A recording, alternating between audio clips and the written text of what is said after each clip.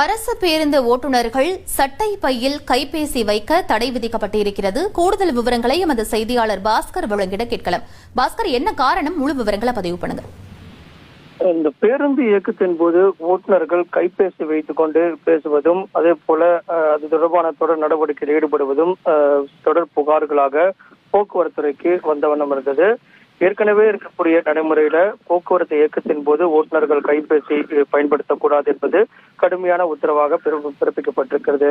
அதை ஓட்டுநர்கள் சரியாக கடைபிடிப்பதில்லை என்பது தொடர்பான புகார்களும் வந்த வண்ணம் இருக்கிறது. இதன் காரணமாக ஓட்டுநர்கள் சட்டப்பையில கைபேசி வைத்திருக்க கூடாது, பணியின் போது கைபேசியை இயக்கிக் கொண்டு பேருந்துகளை இயக்கக்கூடாது என்பது போன்ற பல்வேறு உத்தரவுகள் பிறப்பிக்கப்பட்டிருக்கிறது. ஓட்டுநர்கள் பணியின் போது கைபேசி பயன்படுத்துவது உறுதி செய்யப்பட்டால் உடனடியாக கடுமையான நடவடிக்கை எடுக்கப்படும்.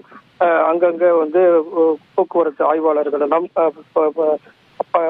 ஓட்டுநர்கள் கைபேசியை பயன்படுத்துகிறாரா என்பது குறித்தான சோதனையில் ஈடுபடுவார்கள்.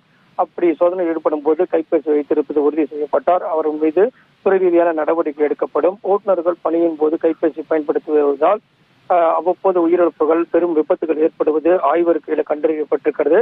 இதன் காரணமாகத்தான் ஓட்டுநர்கள் பணியின் போது கைபேசி சட்டப்பையில் வைத்திருப்பதும் குற்றம், பயன்படுத்துவதும் குற்றம் என்பதுதான் தற்போதைய உத்தரவாக இருக்கிறது. இந்த உத்தரவை கடுமையாக பின்பற்றப்பட வேண்டும். கைபேசியை பயன்படுத்துவதும் கைபேசியை வைத்திருப்பதும் கூடாது என்பதுதான் இந்த உத்தரவினுடைய சாராம்சமாக இருக்கிறது. ஆய்வின் போது கண்டறியப்பட்டால் உடனடியாக கடுமையான துறை ரீதியான நடவடிக்கை எடுக்கப்படும் என்ற எச்சரிக்கையும் விடுக்கப்பட்டுள்ளது.